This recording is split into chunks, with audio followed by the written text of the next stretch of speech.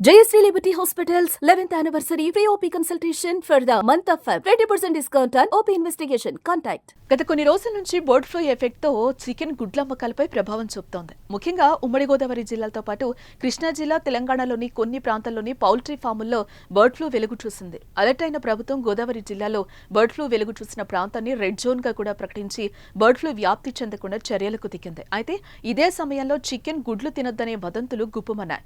బాగా ఉడికించి తినే చికెన్ గుడ్లతో ఎలాంటి సమస్య ఉండదని వైద్య నిపుణులు, అధికారులు అవగాహన కల్పించే ప్రయత్నం చేసినా చికెన్ గుడ్ల అమ్మకాలపై మాత్రం ప్రభావం గట్టిగానే పడింది.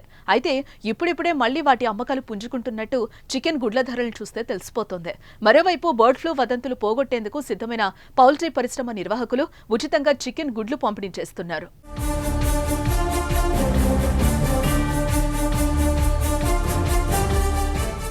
ఇక మరోపక్క బర్డ్ ఫ్లూ వదంతులతో పడిపోయిన చికెన్ అమ్మకాలను తిరిగి పుంజుకునేలా చేసేందుకు సిద్ధమయ్యారు. గుంటూరులో ఉచితంగా చికెన్ ను పౌల్ట్రీ పరిశ్రమ నిర్వాహకులు పంపిణీ చేశారు.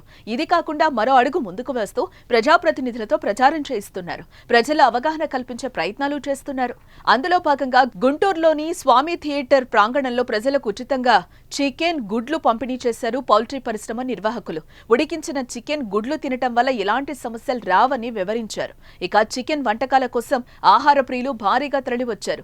ఊహించని విధంగా ప్రజలు తరలి రావడంతో నిర్వాహకులు గేట్లకు తాళం వేయాల్సిన పరిస్థితి వచ్చింది. మరోవైపు హైదరాబాద్లోని ఉప్పల్లో కూడా ఉచితంగా చికెన్ గుడ్ల వంటకాలు పంపిణీ చేయడంతో ప్రజలు ఎగబడ్డారు. బర్డ్ ఫ్లూ వ్యాప్తి నేపథ్యంలో ప్రజలు చికెన్ తినేందుకు భయపడుతున్న వేళ పలువురు అవగాహన కల్పిస్తూ చికెన్, ఎగ్ స్నాక్స్ ఫ్రీగా అందించారు. ఈ మేళాలకు జనాలు ఎగబడ్డంతో నిర్వాహకులు తీవ్ర ఇబ్బందులు పడ్డారు.